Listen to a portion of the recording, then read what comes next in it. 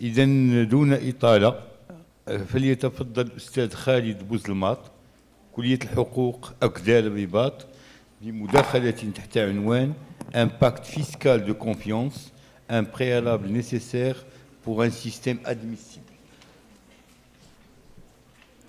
السلام عليكم السيد الرئيس. المداخله ديالي كنظنها باللغه الفرنسيه ماشي بالعربيه، اسمحوا لي لقاش لا بريباراسيون ديال لي سلايد درتو صافي لونطون. اولا كنشكروا بطبيعه الحال كليه العلوم القانونيه والاجتماعيه ديال طنجه، ومن خلالها بطبيعه الحال كنشكروا السي حميد النهري اللي نظم هذا اللقاء العلمي، خاصه واحد الموضوع اللي مهم جدا هو لو سيستيم فيسكال، النظام الجبائي المغربي اللي كيطرح مجموعه من التساؤلات بطبيعه الحال. انا اختاريت كموضوع لو باكت فيسكال دو كونفيونس ان préalable nécessaire pour un système admissible et efficace. Je voudrais justement faire référence par rapport à la loi cadre 69-19. En elle-même, c'est un pacte. C'est un pacte fiscal. Mais de confiance, on ne sait pas. C'est ce qu'on va justement checker à travers cette présentation.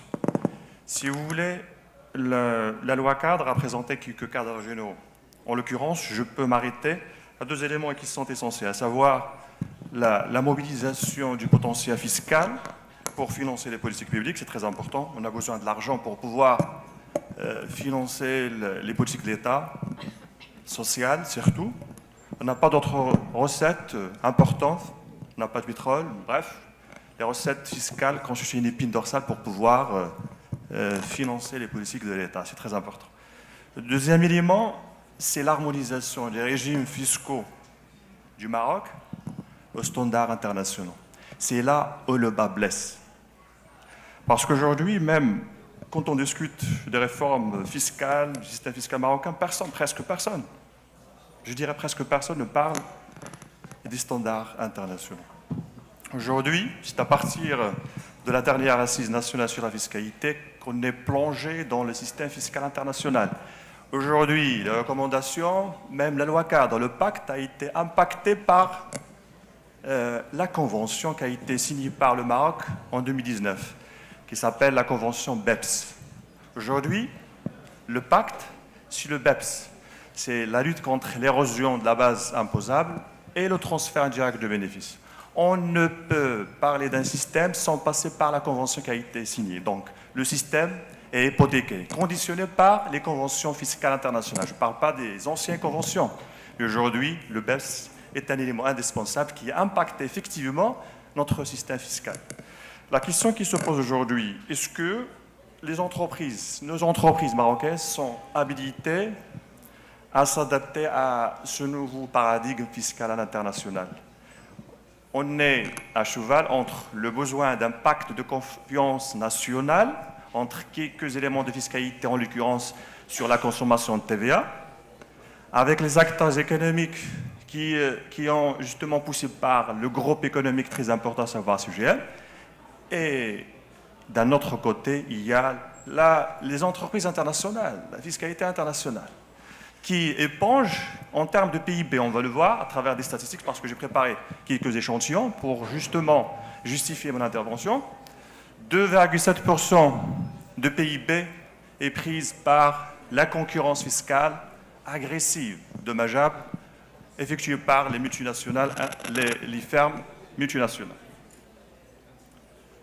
L'Union européenne, là, je ne sais pas si vous vous rappelez la dernière fois, au niveau de la dernière assise, il y avait un émissaire européen qui a été présent pour dicter certaines recommandations au système national pour qu'il ne soit pas dans la liste grise des États considérés comme étant fiscalement paradisiaques. Ils ont recommandé d'éliminer la zone franche d'exportation. Ça a été fait. 2020, l'élimination de la zone, sinon le remplacement de la zone franche d'exportation par ce qu'on appelle les zones d'accélération industrielle. Casa Finance City, changer les taux, parce que c'est un régime préférentiel qui cause ce qu'on appelle la concurrence fiscale dommageable. Le troisième, c'est éviter les régimes, revoir le régime des exportations, le régime fiscal des exportations.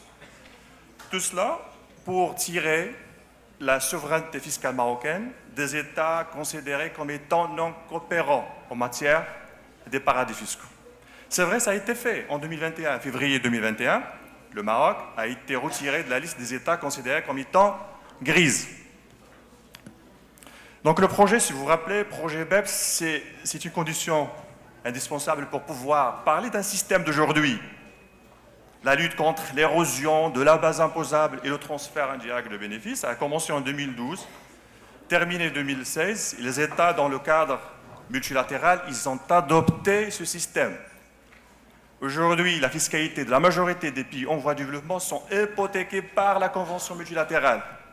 Ils sont hypothéqués par le système multilatéral conventionnel qui dicte des recommandations à ne pas négliger et certaines miettes de recommandations qui sont facultatives. Mais généralement, ce sont des recommandations qui sont obligatoires. Aujourd'hui, je ne sais pas si vous vous rappelez, on a un projet dans le couloir du Parlement, c'est celui de l'échange d'informations. Échange via les bases de données qui sont affichées directement vers les autres souverainetés fiscales internationales. Ce qui pose aujourd'hui peut-être problème, jusqu'à nos jours on attend dans les couloirs du Parlement le sort de cette convention à travers le pilier 3 de l'échange direct.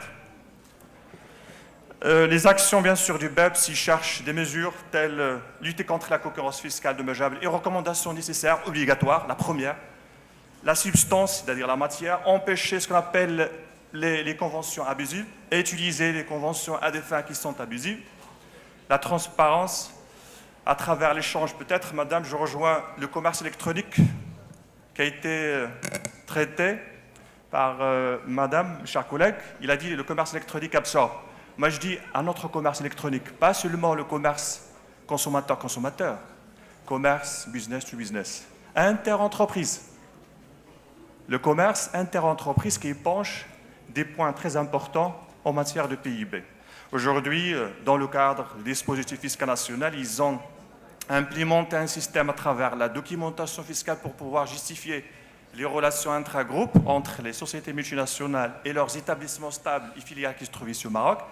Mais malgré ça, on est en deçà parce qu'on vit ce qu'on appelle un anachronisme fiscal flagrant par rapport à une sophistication fiscale qui est d'envergure des pays développés. Donc, à travers cette agitation, la question qui se pose aujourd'hui, comment justement asseoir un pacte de confiance à tout azimut, ascendante, entre les contribuables consommateurs et les grands, pas seulement les entreprises structurées, mais les grandes entreprises à vocation internationale. Pour ce faire, j'ai opté pour une approche à la fois normative et positive. Normative, essaye de vérifier, de checker le système fiscal marocain. Et positive, il essaie d'apporter quelques éléments de réflexion pour pouvoir, plus ou moins, asseoir ce pacte. Donc le check-out du système fiscal, bien sûr, on parle de la confiance, c'est-à-dire on est en deçà, on n'a pas assez de ressources. On va vérifier la performance en réel à travers des statistiques du système fiscal marocain. On va apprécier la capacité et l'écart du système fiscal marocain. Et enfin, un plaidoyer vers un système de confiance. Si on prend les 3 dernières décennies à titre d'exemple, on était sur, en termes de PIB, l'évolution des recettes fiscales en termes de PIB.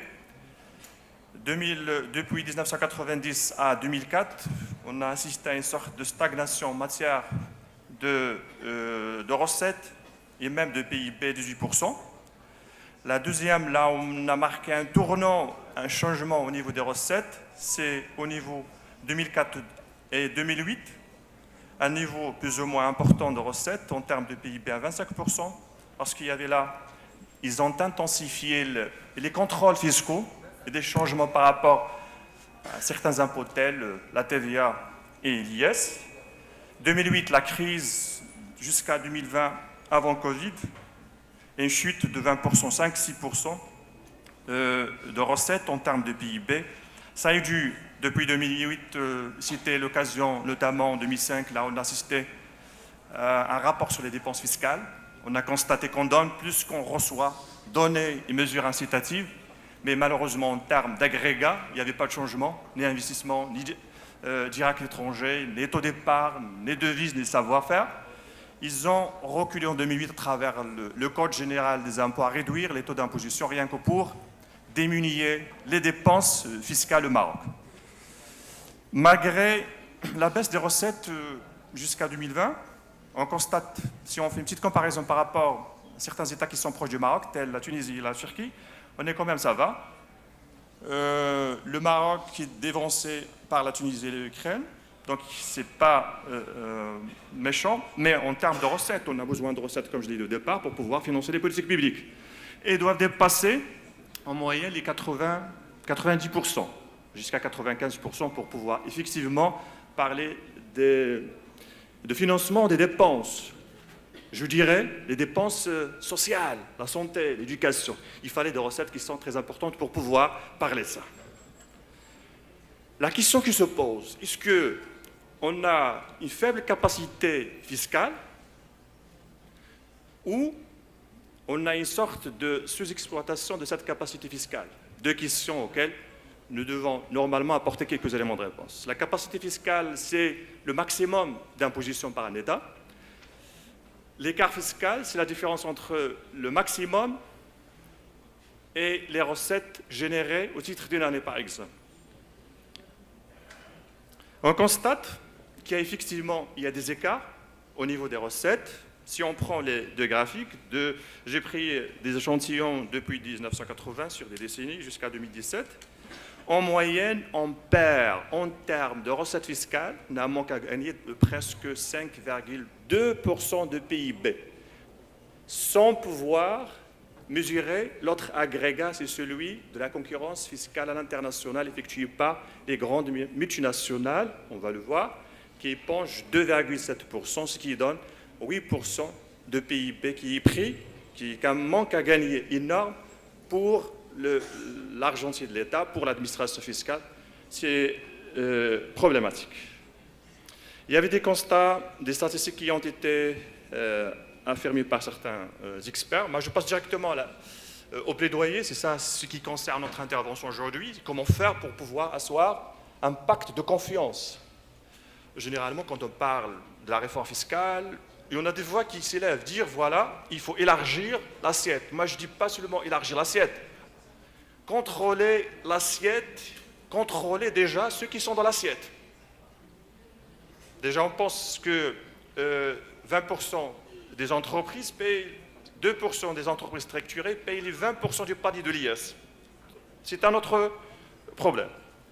Bien sûr, ça tourne autour de trois éléments, trois composants de la fiscalité marocaine, à savoir la TVA, l'IS et l'IR. Pour la TVA, je n'aime pas cette dénomination. Ça crée un sentiment de confusion chez les acteurs. Je préfère qu'il soit un impôt général sur la consommation, parce qu'il y a le consommateur qui paie. Quand on parle de la valeur ajoutée, parfois on est induit en erreur. À telle limite, il y avait des professionnels avec lesquels j'avais des débats, des avocats, des professionnels, ils me disaient qu'ils paient la TVA, alors que la TVA n'est pas payée par l'acteur économique, c'est un intermédiaire, d'où la neutralité de ce système. C'est un impôt, je préfère, avec 2 temps d'objectivité, un impôt général sur la consommation. Là, je me rappelle d'un spécialiste en matière de TVA, parce qu'aujourd'hui, la pression fiscale est appuyée par la TVA. Pourquoi la TVA? C'est un impôt aveugle, indolore, plumé, loi sans le faire crier, parfois aboutit toujours, pas parfois mais toujours, aboutit à plumer celles qui n'en ont pas et épargner les autres, parce que les riches ont une propension à consommer très faible par rapport aux pauvres. Qui c'est qui paye la TVA? C'est le pauvre en général. Là, il n'est pas injuste, parce que celui qui paye ne sait pas exactement combien il paye, même en termes démocratiques. Sinon, toute offre politique qui vise à établir la justice fiscale en matière de TVA est particulièrement suspecte, parce qu'à la base, celui qui paye ne sent pas qui paye, et ne sait pas combien il paye. Sur la forme, il y a bien sûr des éléments à réformer sur la forme, notamment les exonérations. C'est le seul impôt là où on constate des exonérations multiples. On ne sait pas, est-ce qu'on est dans l'exonération ou pas? L'exonération avec droit à déduction, l'exonération sans droit à déduction, le régime suspensif, le hors-champ de l'application de la TVA. La confusion est favorable pour l'État, pour pouvoir éponger au maximum possible auprès des consommateurs. Aujourd'hui, il y a lieu de revoir ces dénominations, rien que pour détaxer ces zéros et un autre taux ad valorem de 20 pour plus de visibilité, plus de lisibilité de l'ossature juridique. Parce qu'il y avait un chantier, je pense, en 2019, avant le directeur d'aujourd'hui, directeur général des impôts, de manière à réformer le texte fiscal. Parce que le texte fiscal n'est pas lisible, n'est pas visible. Là, je fais allusion à l'article 213 en matière de contrôle fiscal. Il n'y a pas de contrôle fiscal, proprement dit. Il n'y a pas de contrôle fiscal. Il n'y a pas de vérification de la comptabilité. L'objectif du contrôle, c'est vérifier la régularité de la comptabilité. Mais la majorité, tant que je parle des agents de l'administration fiscale, passe par l'article 213 pour remettre en cause la valeur prouvante de la comptabilité. C'est-à-dire un pouvoir qui s'acquiert au niveau de l'administration fiscale pour faire ce qu'il veut de la comptabilité, à travers, bien sûr, des arrangements.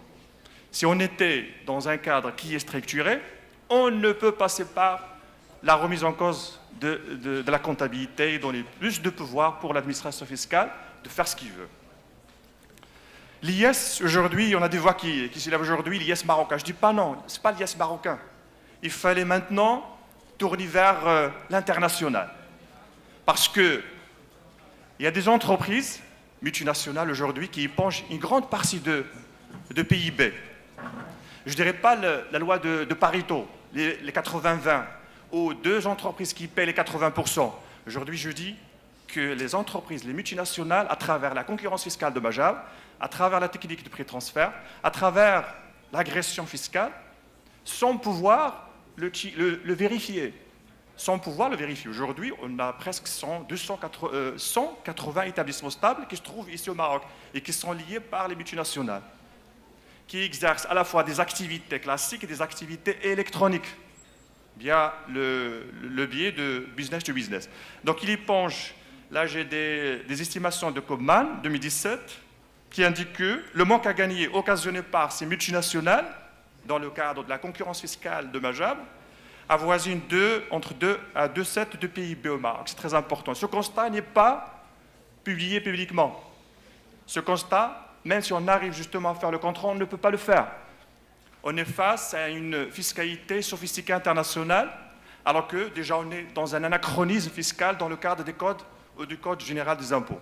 2-3 articles qui traitent ce genre de questions. L'IR, une répartition juste de charges fiscales. Il y en a des amis qui ont parlé bien sûr de la répartition au niveau de l'IR. Moi je disais, à travers 3 assises de la fiscalité, 99, 2013, 2019, toujours le grand titre de ce genre d'assises, c'est vers plus d'équité fiscale. Ni 2009, on a instauré cette équité, ni 2013, ni 2019. Là, on se pose la question, est-ce qu'on a un problème au niveau de la conception? Est-ce qu'on comprend mal que ça veut dire l'équité fiscale? Parce que si on veut effectivement l'équité fiscale, on passe par l'IR. L'IR, dans le panier de l'IR, une grande partie payée directement à la source, par le biais de la retenue à la source.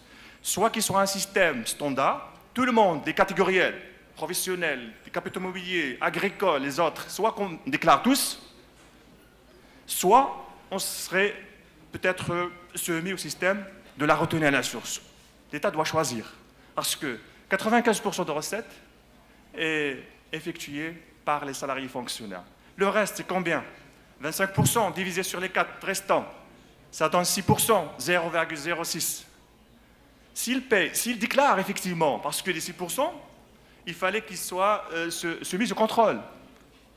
On imagine les 6%, mais ils ne sont pas effectivement recouvrés. Toujours dans le cadre d'impact en matière du contrôle, il y a 2 éléments qui me chagrinent. On doit limiter l'appréciation et l'interprétation de l'administration fiscale, on doit limiter l'interprétation. Je n'ai parlé à travers l'article 113, je répète ça parce que, comme je l'ai dit, il y avait une proposition de manière à relire le dispositif fiscal.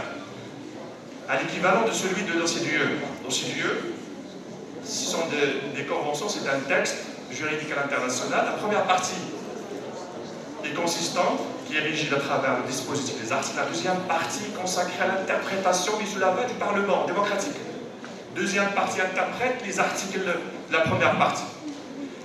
Il a été proposé lors de l'Assise nationale sur la fiscalité par l'ancien directeur général. Je disais pour qu'il soit visible, simple et lisible, mais malheureusement, ce chantier n'a pas été pris au sérieux. Là, bien sûr, il y a des influences, des impacts des autres, notamment CGM, le groupe économique, qui cherche à réfléchir à une décision en sa faveur. Le deuxième élément, c'est consacrer ce qu'on appelle la dissuasion. Moi, je comprends mal aujourd'hui, parmi les objectifs, oui, la rentabilité financière, le recouvrement. Un élément que je cherche, c'est pour qu'il soit pris en considération par l'administration fiscale. C'est quoi l'objectif du contrôle fiscal? C'est quoi l'objectif du contrôle fiscal?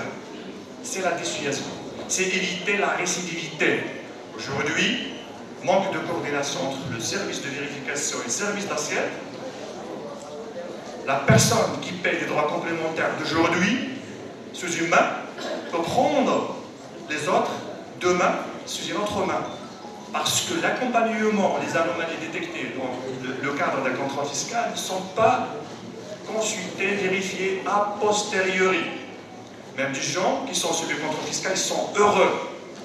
Parce qu'ils vont faire le tour et ce serait le dernier tour. Parce que la rotation de contrôle est hyper lente. Donc l'objectif du contrôle est vidé de son sens. Aujourd'hui, je demande qu'est-ce qui se passe. Même la coordination entre l'assiette et le contrôle, le service de vérification, il n'est pas là. Les erreurs qui sont, pas seulement les erreurs qui ont été détectées au titre d'un exercice, par exemple, R-1, pire que les erreurs que ce qui a été détecté aujourd'hui. C'est malheureux, bien sûr. Techniquement, bien sûr, il fallait recourir à la facturation électronique, notamment en matière de TVA. J'appelle personnellement, j'aime pas de TVA, j'ai horreur. On va la rajouter, quelle va la rajouter? Économique ou fiscale? C'est la consommation.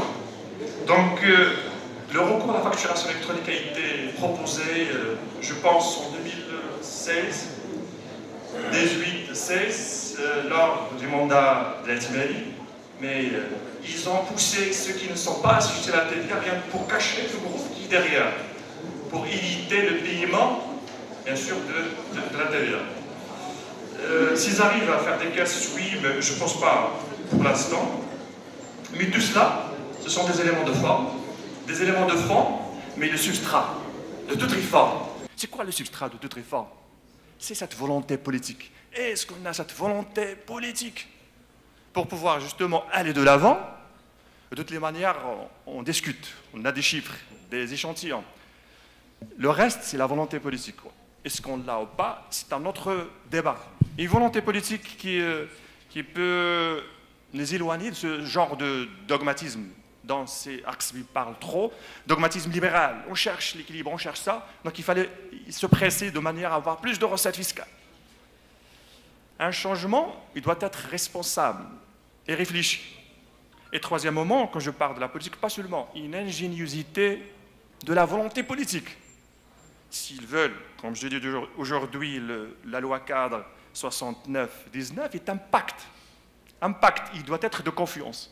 Il fallait de la volonté, une ingéniosité politique pour pouvoir parler effectivement de ce genre de pacte. Comme je l'ai dit, un pacte ascendant entre les nationaux, parce que je fais parfois des constats qui sont factuels, des constats factuels.